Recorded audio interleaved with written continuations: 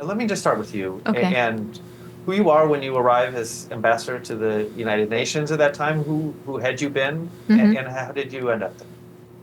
Um, I arrived to New York and to the United Nations as the first woman ambassador, or first woman permanent representative of Afghanistan to the UN. And considering that Afghanistan was among the countries who first joined the United Nations, so never having a woman there, it was a significant honor for me.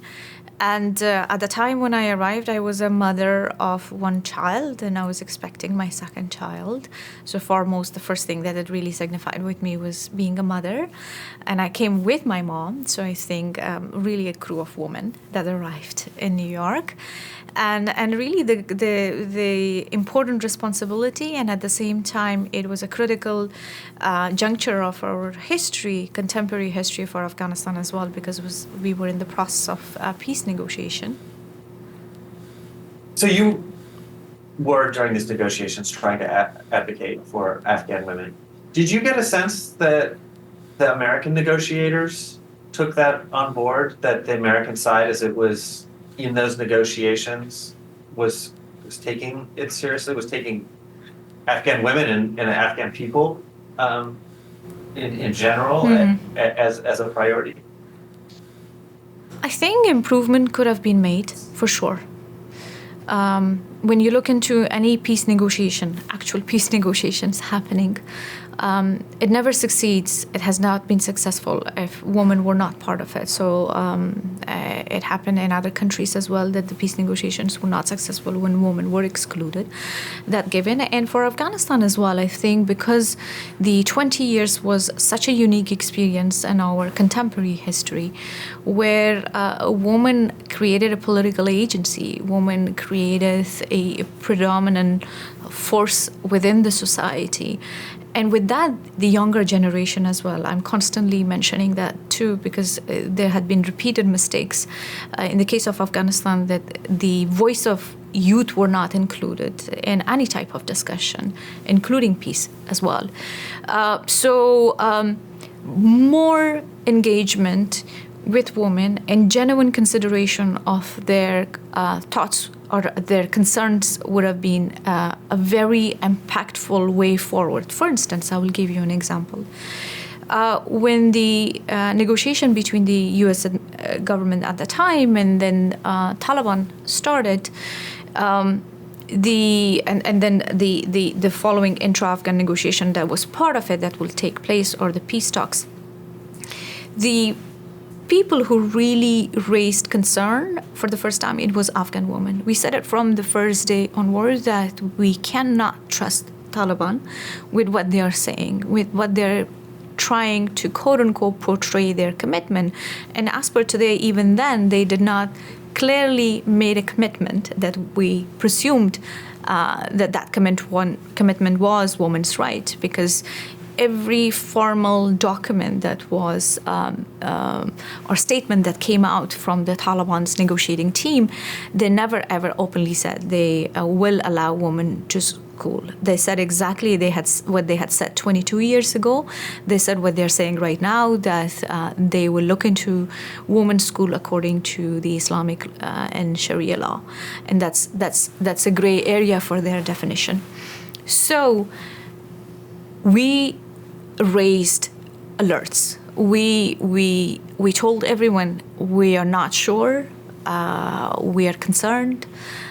They do not believe in the rights of women, and they will not deliver what you per se are telling us they're communicating to you. And the response that we always heard, I think the first one was, well, peace requires compromises. I was told this very upfront, directly, when I raised my concern at the time when one of the senior U.S. officials who was part of the negotiations, and I said, look, there are two concerns for me as a younger generation, and I called myself at the time younger generation, not anymore by now, and then as a woman too, that it's the democratic principles, because this was the hard-won gain we had made in the 20 years. And I said, what will happen to the constitution we have? And second, the constitutional rights granted to Afghan women. and I was told peace requires compromises. And to me, that meant, well, not sure it's going to go away. And I got out of that meeting nervous, concerned, worried. And I said to everyone, I don't think so. Our rights will be part of it. So you heard the compromise and you were concerned.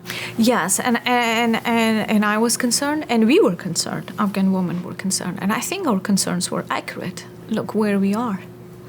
It's exactly what we had said to everyone, that because we knew Taliban, that ideologically they do not believe in women's right. Ideologically, they don't believe in women being as an active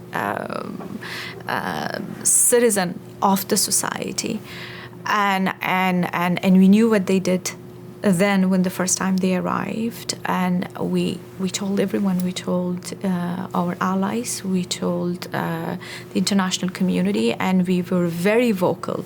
It's on the record if you look into any single interview of Afghan women at the time until today. I think our concerns were what we had predicted, what is happening today, and that was clear. Did they not believe you, or was the administration so determined to make a deal to get out that it overrode those concerns about democracy and women's rights? I think it was a combination of both. It was a combination of, I think there was a determination to get out, which was understandable. I think it was many years of engagement in Afghanistan militarily. And second, also, I think they really believed those who were in Doha and telling them what they are saying, but that's where the repeated mistakes happen, at least in the case of Afghanistan, and I think it's happening in other countries as well, that our memory is so short. We don't look back. We don't look into the historical data. We don't look into the nature of the argument, because even then, for me, being pretty junior and I'm not the political analyst, but if I could look into any single statement that came out, formal statement, there's, and I think I have to make a distinction, Taliban individual speaking or a joint statement out of the negotiations arriving. If you look into, there is not even a single statement that says we allow girls' education and then leave it blank. No, they said, yes, we allow girls' education. They say the same thing even now, but according to Islam. And that's where the loophole arrives. They said this, as I said, first time when they arrived, they're saying it now, they said it during the negotiation as well. So basically, it was, I think, a combination of getting out first soon, and then also somehow believing what Taliban are saying. And third, I think, not really thoroughly looking what the history of Afghanistan was and what we had learned from those years. So it was a combination, and I don't know, maybe genuinely they just thought we are a minority and what we are saying is a small group of women. But look, right now, what is happening, it's until today, Afghan women have not settled. They're still on the streets, they're still on the road, they're still demanding their rights, and they have not given up. And we won't give up. When you hear that a deal's been concluded, what feeling do you have? What reaction do you have? Yes. I think it was a mixed reaction. Mixed reaction in a sense of being worried and being probably optimistic, at least as well too, because I think there was a part of me thinking maybe this time peace will come, right? Because look, I was raised and born in an era that it faced instability. I always remember my first concept of peace when I processed it, and war. It was when I was in the first grade, and I lost a classmate of mine to a rocket attack. and that's where I felt what war is to all when you lose your dear ones. Not too much in my early youth years and childhood. I had lost my uncles in war. So for us, I think for the Afghan generation, war is just not a myth. We live in it. We had seen it. We had seen its brutality. In my lifetime, at least in Afghanistan, we had lost our home 3 times. And my childhood memory was constantly moving from one part of Kabul to another part of Kabul because there was always a war. And I had seen rocket attack and rocket launchers in front of our house. So it's painful. It is very, very painful. And you grow up with the stories of your cousin being killed, your great uncle being killed in this war, in this fight. And so it's hard. And you do want to arrive to a moment to think that, well, it's going to end, and now there's the peace chapter opening up. So I think probably that was also part of it, and probably for a lot of people had the same feeling, a mixed feeling. Well, maybe our fear might be not accurate. Maybe it is going to be a peace, and then there will be an intra-Afghan negotiations, and we will arrive to the discussion. But I think even that mixed feeling didn't last too long, because as soon as the intra-Afghan negotiations started, those who were in the negotiating team, they came and then they said, we are completely off. And I said, how? They said, the discussion we have with Taliban, it's not negotiations. It's a surrender. They expect us to surrender because they already feel they have won this war. They speak from a position of accomplishment. It means they have made a deal already, and there is no need to talk with us anymore. So even that moment, or that feeling of mixed feeling, didn't last too long. As soon as the actual direct talk started between the Afghan side, I think for some who were in the negotiating team, that was their observation when they got out of it. In the American government, does it feel like they've abandoned you to at that point, they've abandoned you to the Taliban, that feels like they just want a surrender? I think the feeling of an abandonment really arrived when the withdrawal happened, right? I think when the actual physically Taliban arrived in Afghanistan, I think those images of the airport that were shared, I think that's where, to me, the definition of abandonment arrived. That felt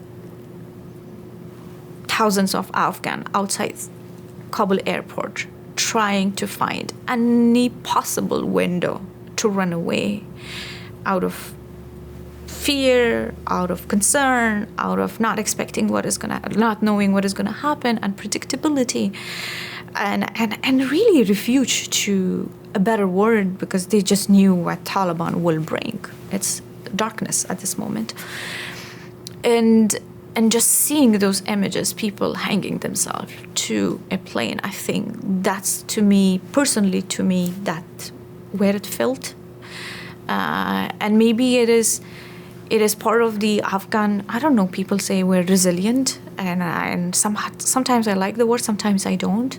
It's almost, I think, part of us that we have seen so much in our lifetime, that even if there is a 1% sparkle of hope, you hold on to it. You still don't feel like abandoned. You feel like, this 1% probably will work, right? So I think that felt more heavy. Let me go back to the beginning of that year, and a deadline had been set. Yes. And then there's questions about the new administration coming in and whether they would keep the deadline. I think you're still in New York at that point. But as you're watching that and you see the announcement that the new President Biden makes about the deadline, what do you think when you hear that? So when the new administration arrived, you're right. I think there was this window of expecting that President Biden will change what President Trump had agreed to. which was the commitment to that set date of withdrawal, correct? And then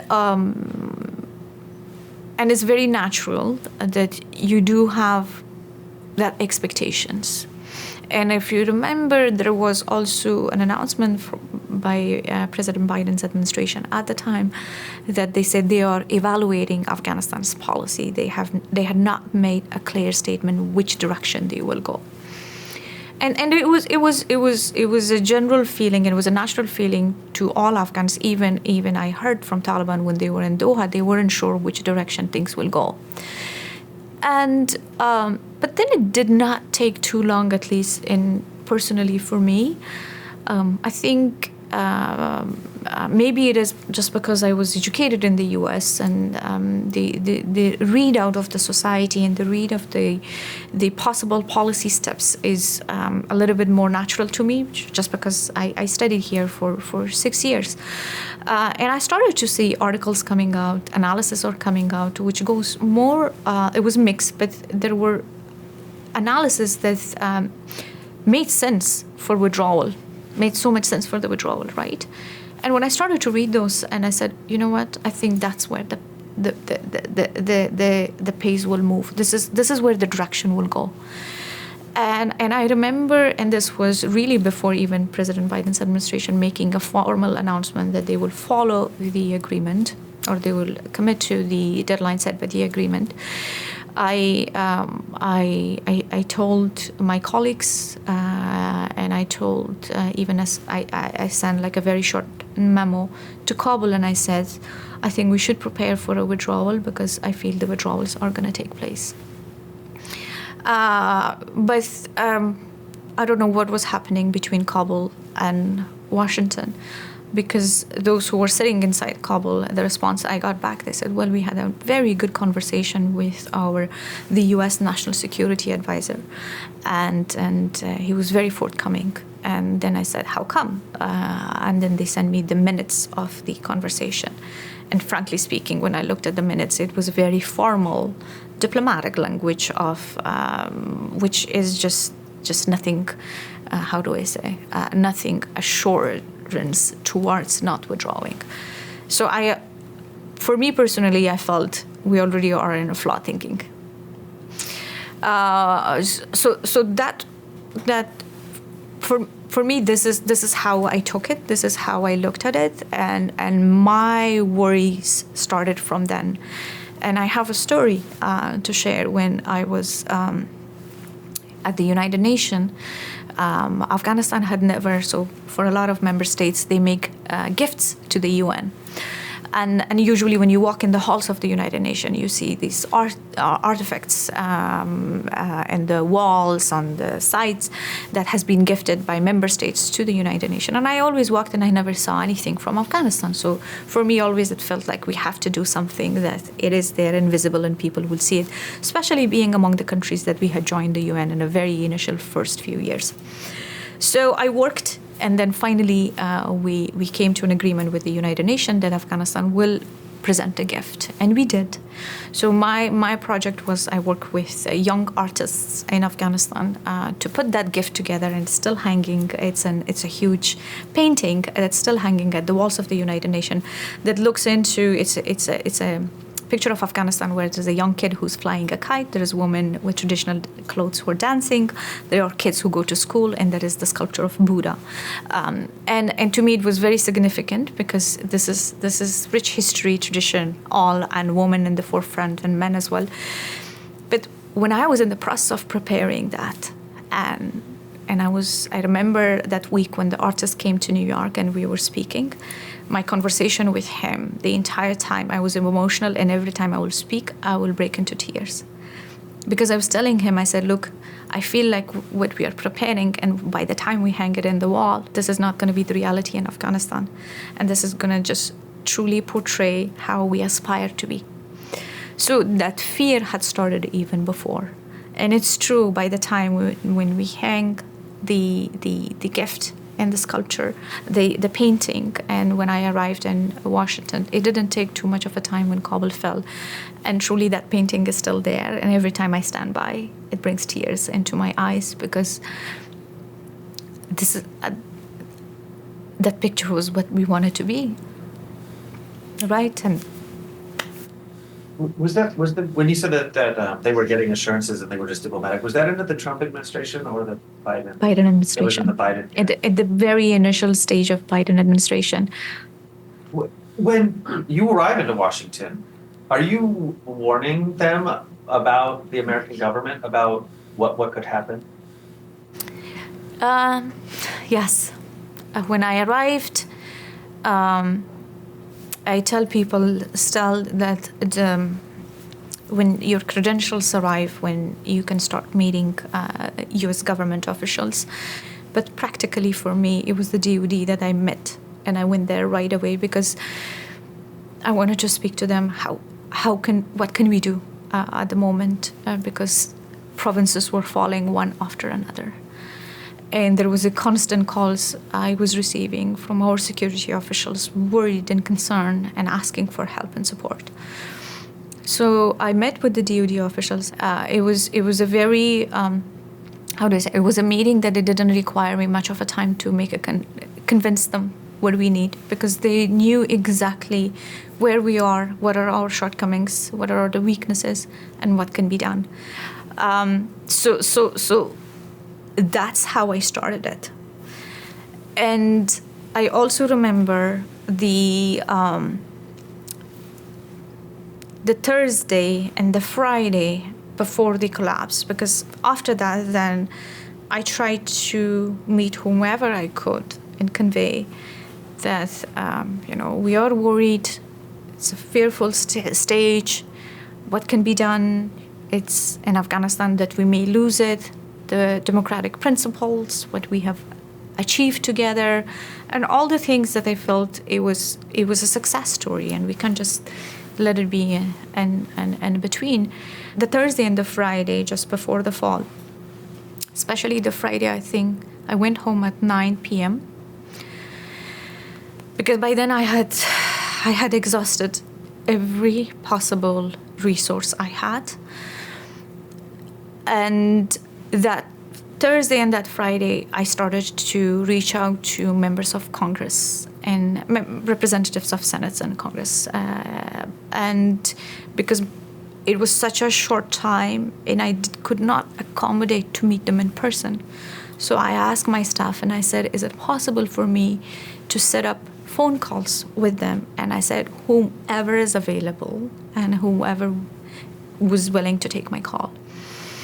And I think probably I spoke to more than 35, 40 members. And these were the calls that I will hang up, and then there will be next call on the go, and they will give it to me, and I will pick it up. And then each call, my plea was, and by then I think things were just looking so worse and so terrible and so bad that my biggest fear was if Kabul falls, my fear was there would be a lot of killings, looting, torture, because it was a city where everybody from other provinces had arrived to take a refuge. So every time I would, at the end of the call, I said, let's please make sure that Kabul does not fall, and let's please make sure that Kabul does not become turn to a battleground. And at the end of each of these calls, when I was about to end and I had lost it by then in terms of any strength that I had carried, because then I was broken by every single pieces, and I will end with tears because I never thought this is where we will hit and we will arrive to. Why were you calling Congress and not the White House and not talking to Yes. the president? So for two reasons. I think one was practical reason, because my credentials, when it had arrived, I could speak with members of the State Department, not with the White House. That was one reason. And the second, I think, because my window of work of arriving in Washington was such a short window that I had just get to know my counterparts which natural counterparts are in the State Department, and in our case it was DoD as well, just because the US military footprints in Afghanistan. And the third reason why I wanted to speak with Congress, I felt it's a democracy, right?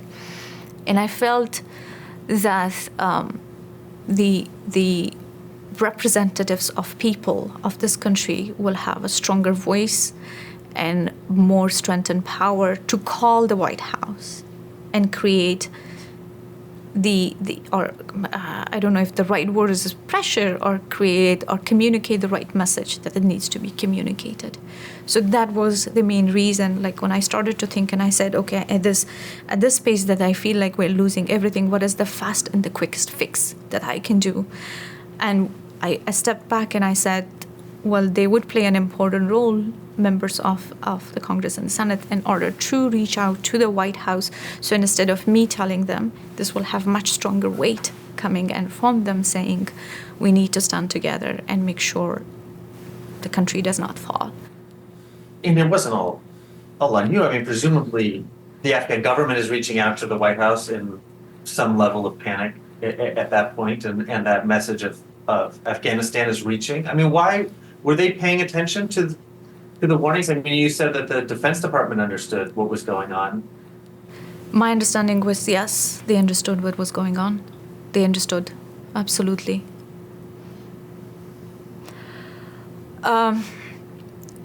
Question if the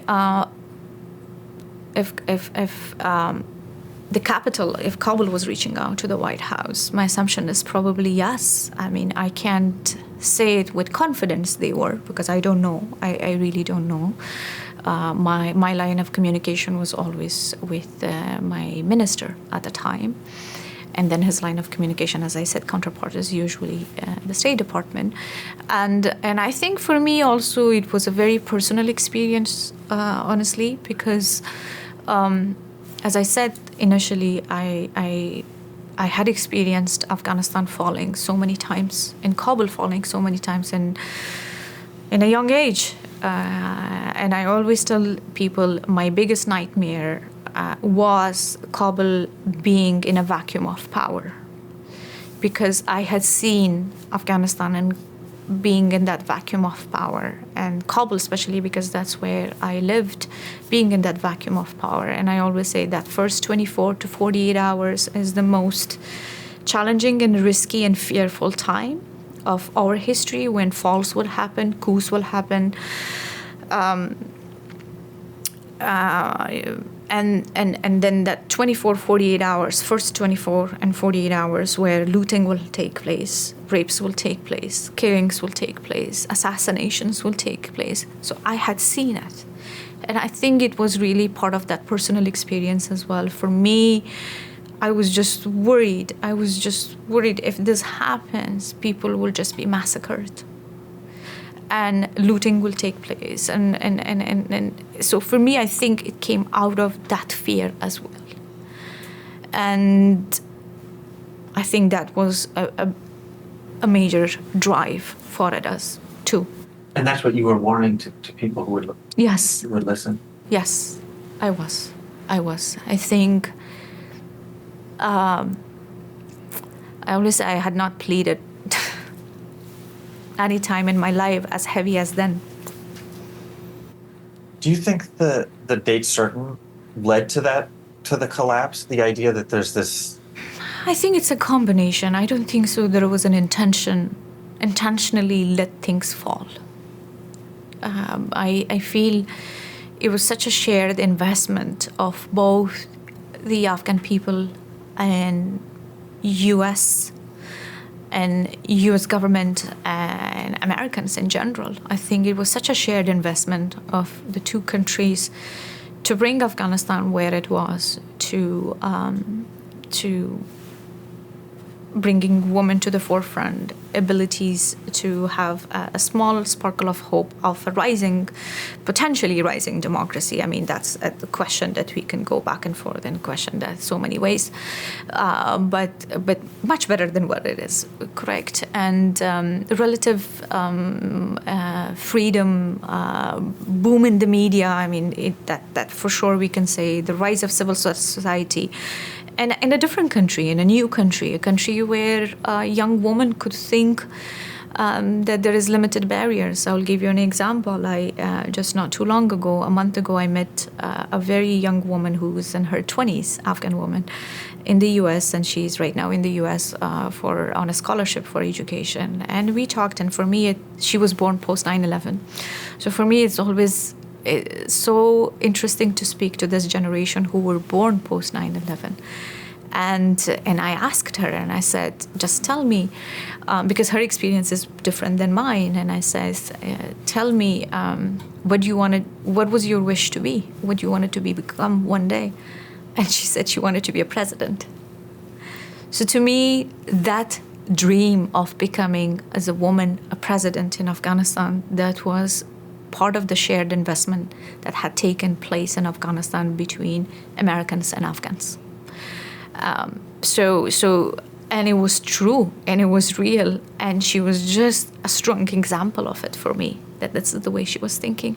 So it was just not something we imagined. It was truthfully had taken place.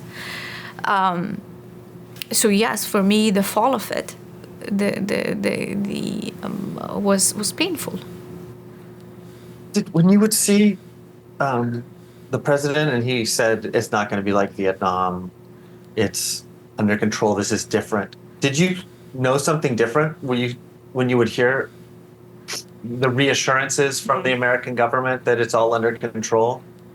I think for me that day, I was in the office when the announcement took place, and my colleague came in. She said that President Biden made the announcement that we were setting to the deadline. We will withdraw exactly on that date, and just a practical example of it. Right away. The flights that were coming out of Afghanistan, just within less than 20 minutes, there was no more ticket available.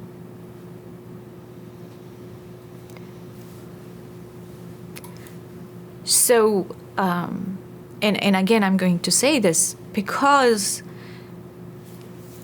in our history, it was not too far, like it wasn't too many years in the back that we had forgotten what it meant when vacuum of power arrives. And for some, and even a little bit of an older generation, people had seen that period of where Afghanistan sits in that element of possible isolation.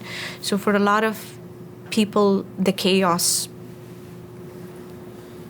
just kicked in. You talked about the what would happen to women in Afghanistan and the warnings about that. Did the U.S. government seem to be taking seriously the people who had worked with them, the people who'd been part of the Afghan government, the people who had worked right next to them for all of those years? True. I think I have to give the credit really to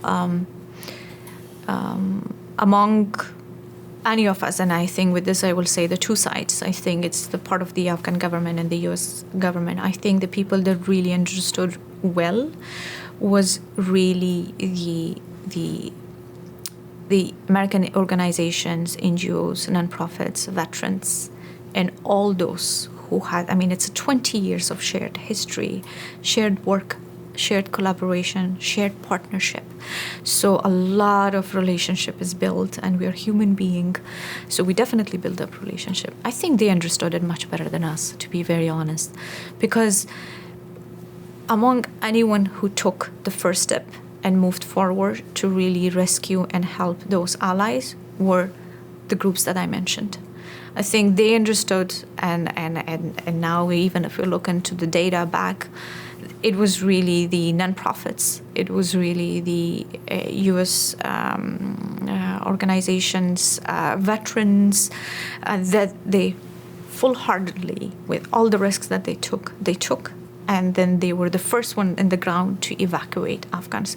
So if I say, did we fail to read well? Probably yes. But I think the people did not fail. I think the policymakers, we failed. We misread things. But the the regular Afghans, the regular Americans, those who had invested in Afghanistan, they could see the signs even before us, and then they were more prepared to help than anyone else. And I think we were all also in a shock and a chaos of planning, and they were much prepared in their planning. But it's amazing that it's sometimes, in some cases, people working from their kitchen, Yes. people making phone calls, and not the United States government. Absolutely, from both sides, honestly, from both sides. And I think when I always say it's a collective responsibility that we had not felt or, delivered up to this responsibility collectively, I think it's a true statement because we didn't. People from their kitchens, people from hotel rooms, people in transit. I have so many stories. People were really in transit on their vacations or anything. It was when they heard they were the one who started to work and help and make sure to rescue their friends, their allies, and those who they know would be in danger. And that was unconditionally to everyone. Tell me where you are when the collapse happens and how you hear. So I told you the story of that Thursday and Friday. And that Friday I went home 9 p.m. and I entered the living room. My kids were asleep. And my mom already knew I'm exhausted and I looked pale completely. And she didn't even ask me much. She said, go take a rest. And I went to my bedroom, but I think sleep is gone. By then, there's nothing as called as sleep or rest. And it's my fear had plugged in from Thursday more seriously, because on Thursday I had a scheduled interview with the BBC. And then at the time, they wanted to do an interview. They were profiling Afghan younger generations. And as part of the profiling, they wanted to profile me and my husband. So they came to me and they wanted to, basically the storyline was how much Afghanistan has changed. And then the reporter who was doing the work, she knew me from a very young age when I was in the U.S. studying, and then I first went to Afghanistan. So this generation, she had witnessed and watched that they grew, and a change had happened in Afghanistan. So she wanted to portray that story. So she came to Washington, and this was a set interview. I had given her a couple of hours of slot that Thursday, and it was set like a month or two in advance. But by the time that day, that Thursday, she came, it was a morning, and I know her from so many years. And as soon as she entered my office, I closed the door. I couldn't do the interview. I cried the entire time to her. Because for me, I told her, I said, look, by the time the story you're doing, it's not going to be relevant. Because when you air the story, we have lost it. I don't think so your story makes any difference to say how much Afghanistan has changed, because by the time we would go back to where we were. And conveying that to her and actually acknowledging it to myself, it was heartbreaking. So for me, it started from that. And then the fall of that Sunday morning, I think it was around 6 a.m, I woke up. Because as I said, the sleep was gone. And I looked at my phone. I picked up my phone and I saw so many messages had arrived. And then I was already fearful because my family was back in Afghanistan, my husband, my brothers. And I picked up my phone and I saw that so many text messages. The first thing I did not even open the text messages because I knew something bad has happened. I called my husband. And he picked up the phone, and the first thing he says to me on the line, he says, I'm fine, don't worry. So as soon as he said, I knew things are not fine. So I said, what happened? So I say from that moment onward, I started to live my nightmare. My entire nightmare of youth years were Taliban coming back to Afghanistan and me running away and escaping from them. This was like an actual nightmare I always had. And this was like living it. It just happened. They're in town, and this is what it is.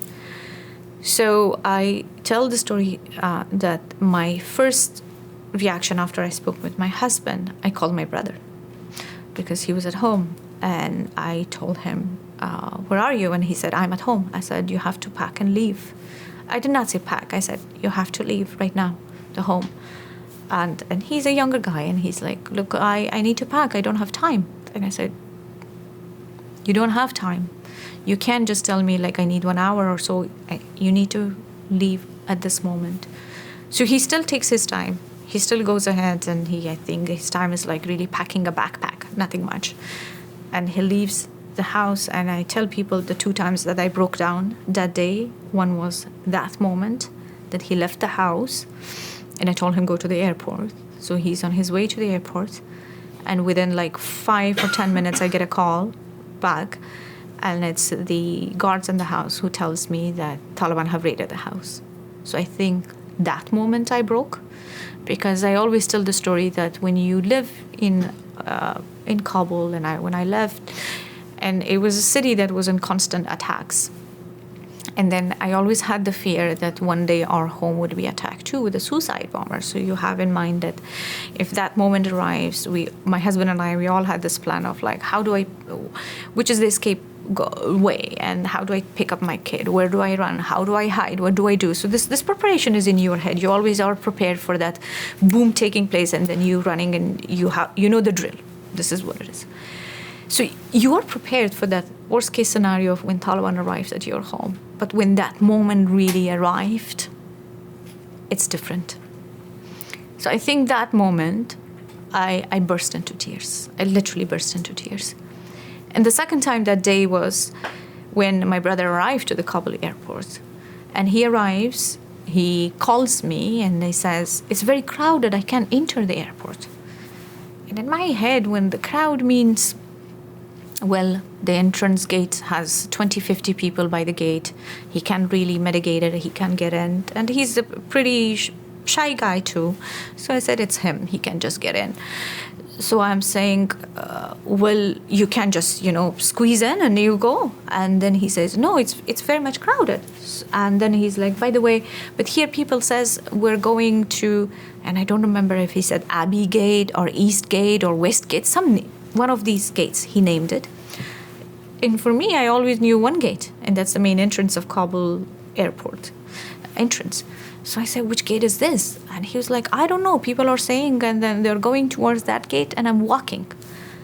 And in my head, I'm still thinking, it's 20 people, like suddenly they cannot enter. They say, oh, there is another gate. Let's walk to that gate. So I'm trying to test the accuracy of information.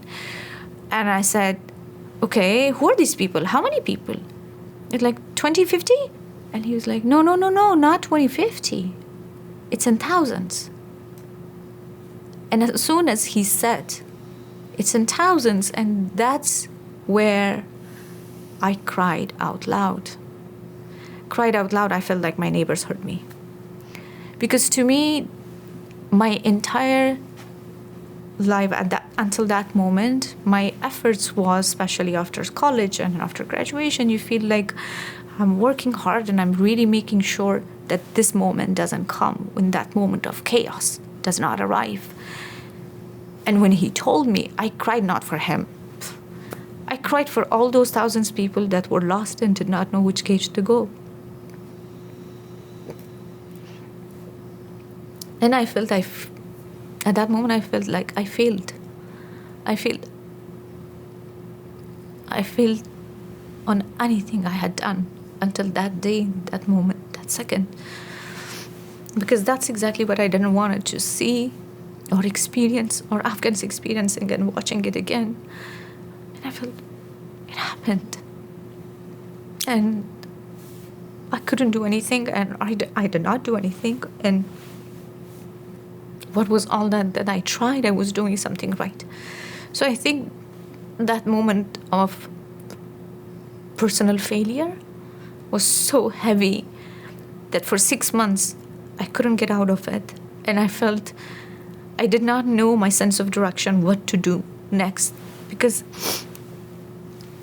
until that moment you feel you know what to do. And these are the right path to take. But then you say, like, I think I did that. And if that didn't result to the success in preventing what was my biggest nightmare in life, then what? And after 6 months, I had to pick up myself back and then really be pragmatic about it. And that's the feeling of abandonment that you were talking about before. Is it betrayal to you? I think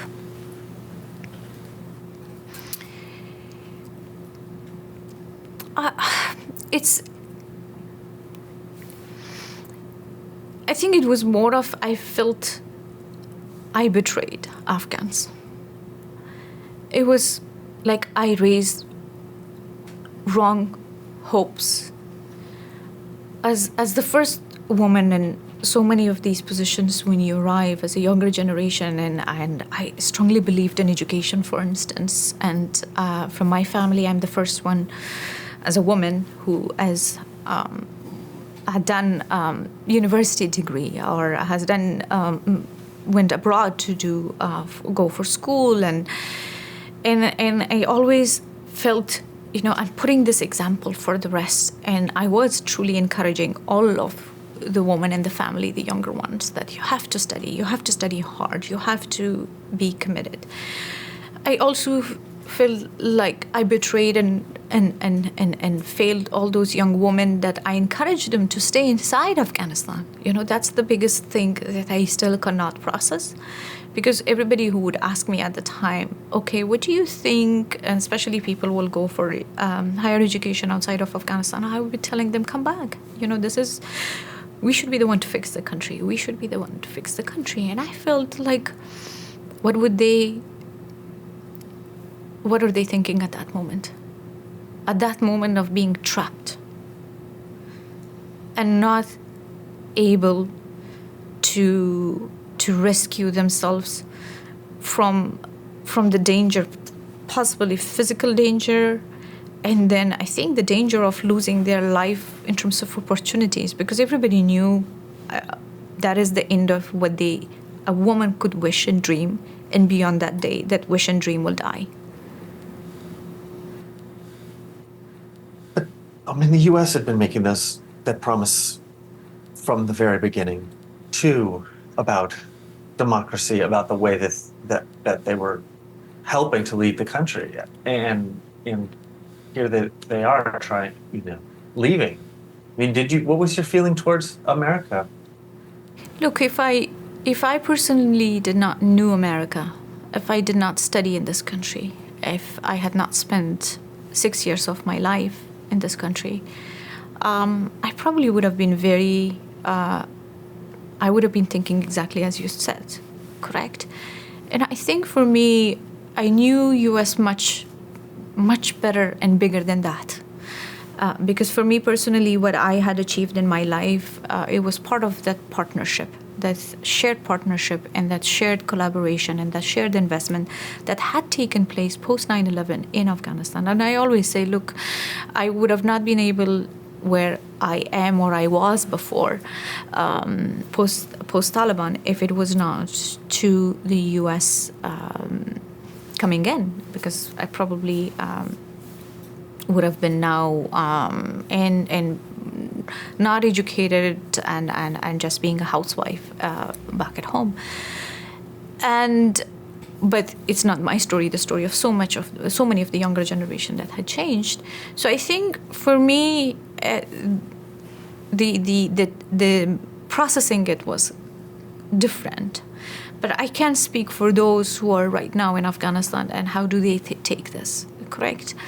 I think one thing that I did start to question myself personally was because when I was at the United Nations, I was such a vocal advocate for women's rights. I spoke about the principles of democracy, and I'm still like, it's such an odd thing that despite all this, I'm one of those people that still believes in democracy. I say if Afghans are given one more chance to choose, we will go for democracy, and definitely a liberal democracy. That's because I just know them who we are. Even with that, I think the part that I started to question in things were, can I ever speak again about protection of women's rights? Because I personally thought I had lost the, how do I say? I had lost the ground to speak about it. I lost the right to talk about it. Because if I was speaking before, I was speaking from a space that I knew things were changing. But now, at the time, I mean, now I still speak about it, but at the time I felt I didn't have the right to talk about anymore about women's rights. And especially in a multilateral platform, like I said, how you can fix it. But as I said, I think when time passed, and I think when time heals so many things, and it heals wound in the heart too. I think I'm trying, and I've built my strength again to move forward. And still, if it's a very small space that I can talk about rights of Afghan women, I do want to speak, and not rights of only Afghan women. I think the principles of freedom, independence, democracy, and women's rights, because I feel in moments like this, we arrive and we try to question things, but it's not really the essence of that the system failed us. It's really the essence of that the policymakers and Afghan policymakers, as well as I said initially, made the wrong decisions and the wrong choices and really failed all of us. In the images you mentioned them of the cargo planes taking off, what do you see when you see that image, and what does it tell you about that moment? I think it tells me exactly what I thought. Chaos, pain, fear, right? And in that we were right to tell everyone that this is what's going to happen. What happened to your family? You talked about your brother. Yes, so luckily he was able to evacuate within the 4 days. Same thing with my husband, so with my immediate family. But my extended family is still back. That means my aunts, uncles, cousins, they're all back in Afghanistan. And I'm not able to, I'm able, but I personally haven't been able to build the strength to speak with the younger kids in the family, especially women. Because I encouraged them to go to school, and now they can't, and I don't know what to tell them. What happens after those images that we see, the plane? What happens to the women who are in Afghanistan, to the people you've known your whole life? What happens? I think the right away, yes. I think the right away reaction is that everybody reaches out to you and they want you to help them and rescue them and help them to leave the country. And I think, and that's even harder because as a human, I had limited. I had no resources, I had limited contacts, or I had contacts, and I tried to reach out to as many people as I could and try to help, but the difficult part is that the number is still so massive that you cannot help everybody. And that becomes even more difficult because you just know you cannot help them, and you don't know how to tell them that. And that story continues until today. There are women who have been arrested. There are women who have been threatened. There are women who are forced to get married and or younger girls, and there are girls who wants to get educated and get scholarships, go outside. And how can you help? You can help a very limited number, because it's almost you cannot evacuate the entire country. That's what I always say. Because the country wants to live in peace and stability and peace of mind and prosperity. And that image we do not see at this moment. So naturally, everybody wants to leave, and you cannot pull all of them. And where do you put that limit? And it's really, really hard. I had difficult moments to make that decision, in a sense. Where is that number? Where do you say this is the right number, and beyond this now we have helped all those who needed help, and now the rest will be fine? Because you can't. What happens to you as the ambassador to the United States as the government falls, and you have an embassy and a title, but yes, I have an not embassy. a government? Absolutely. I have an embassy, I have a title, I have staff, colleagues, and they have their families. So as there is this bigger responsibility as the ambassador, and then as part of representing your country, and that's Afghanistan. And then at the same time, you are a boss and a supervisor to your colleagues who have their own families. And how do you really put all this together? And I think that's where now I feel that word resilience does resonate with Afghans, because I think it comes out of no choice. So on that Monday, I went to office because it was important for me that, above all, I have staff too, and I'm responsible towards them. I have to give them, at least if I'm lost in the sense of direction, they at least should get some sense of direction. And we met that Monday, and I talked to my colleagues and I said, we need to identify our priorities, because it was very clear by then. We knew we have no government. And then the whole essence of our presence in Washington as an embassy started to become a great question of, yes, we are representing the Afghan people, but which government? And we're representing the former government, and that government does not exist. So this whole question. So I think that morning when we said, we made a couple of decisions. One, it was we will stay at the embassy as long as possible, and we will make sure to have our tricolor flag flying at the hall of the embassy, because that's very significant to us. Second, and we made a decision that we are by no means representing the Taliban regime. And that was a collective decision we all made.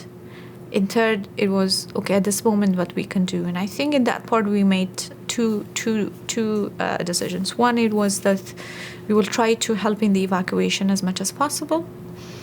And second, for those who are coming in, we're going to try to, because our consulates were functioning, and we're going to try to expedite and work even harder in the paperwork of those immigrants who are arriving, because they need certification, vetting process, and all that. So we are going to help them with that process as part of the consulate work. And then for me personally, one other goal was that I wanted to really reach out, because it was a moment of pain and loss for so many of us. And when I say us, I think it was not only Afghan, it was also the American people as well, because you all had invested for 20 years in that country, and just seeing it, the images I saw and everybody else saw, it was heartbreaking.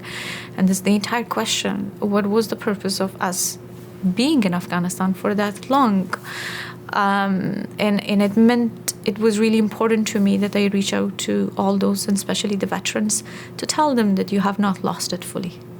You had made so much difference in that part of the country and that part of life, and especially with the younger generation. And then in this moment of pause, we are together. So that was my personal goal, and I tried as much as I could at the embassy, not make big noise about it. I try to reach out as much as possible. And we continued. We moved on with broken heart, but we put together a framework for us on how to function, on how to work, and we continued that for 6 months. And then you had to close And then we had to close the embassy, and that was a difficult decision because none of us wanted it. In a way, it was very much emotional for us. It was very much important for us. But then you hit a wall. There were two options: either me staying as the ambassador, and my staff's being terminated, their status as the diplomats. Basically one option. There was no two options. That's what was the option suggested to me, that I stay as the ambassador, and then my staff's status will be terminated as diplomats, and I can continue to perform from my home. And keeping in mind that the Afghan ambassador does not have a residence, or formal residence is the embassy. And I financially could not afford to be in an ambassador's residence. I knew I was just going to move to a smaller space. For me, one was the ambassadorship. I think there was another part of my work always that I carried was as a supervisor and as a boss to my team, to my staff. And I felt it would have been unfair to them that I let them, basically it's like a sinking boat. I let them sink, and I stay part of the survival one. So for me, it was a tough choice, but I had to, as a solidarity with them, I said, if your status is going to be terminated, effective that day, I'll step down with you. And I did. Did the American presence in Afghanistan have to end that way? Did it have to end with the No. images that we see with the Taliban? No, I think that's a no. That's everybody knows that it's a no. Because, and I don't think so it has ended, frankly speaking. I think I constantly say this is a moment of pause. And because I just know ourselves and I know the American people. I think the ties between the two countries and between the two people is pretty heavy and long and more prosperous and much pleasant in so many ways. And we see the results of it even now, despite everything, I think, where you have seen the amount of support that had Afghan refugees and certain states and districts they have received from American people. They have opened up their homes. They have opened up. They're given them resources. They have been very much welcoming. So it's a significant element of telling us that this is now, it's not ended. I say it's a pause. It will come back to a space where we will feel comfortable, and I don't think so. This does signify simply those images of Kabul airport signifies the relationship between two nations. Not at all. And I think we will overcome this. Because there's reports that, even that President Biden, as he's considering what he's going to do, comes to a conclusion that at least that government, but maybe even when he was back in the Obama years, that democracy wasn't going to be possible, that that they weren't capable, that your country wasn't capable of what the U.S. was trying to do. I think the argument, and I've also heard the argument saying, which it hurts a lot, and luckily I wrote about it, so it's going to be published soon, that it says Afghan people have rejected democracy. I think it's such a false argument. We did not, by every means.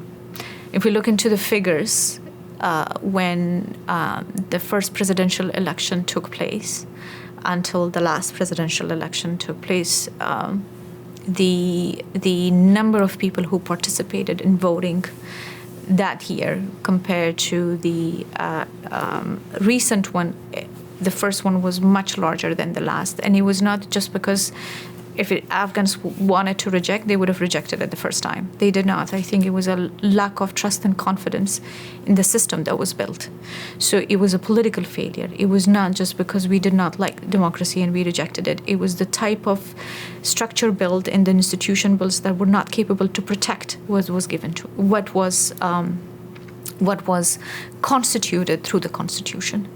So as I said earlier, even if today Afghans are given the choice to choose between any form of government, I think our selection will be still democracy and a liberal form of democracy. So no, and that thinking of Afghan being, and I think it's such an Orientalist thinking, and I'm completely not buying it, because we always look into Afghanistan from the eyes of the 80s. We have such a fascination with that type of Afghanistan, and we just think Afghans are way too traditional to be governed in so many ways. The defeat of the great powers and all of those stories, which is true, but every society evolves.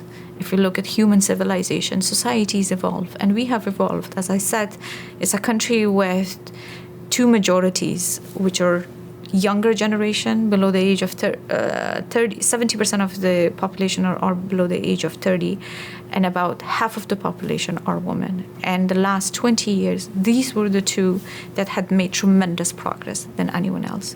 So I have a strong argument. What is installed right now, it will not be sustainable. This will fall as well.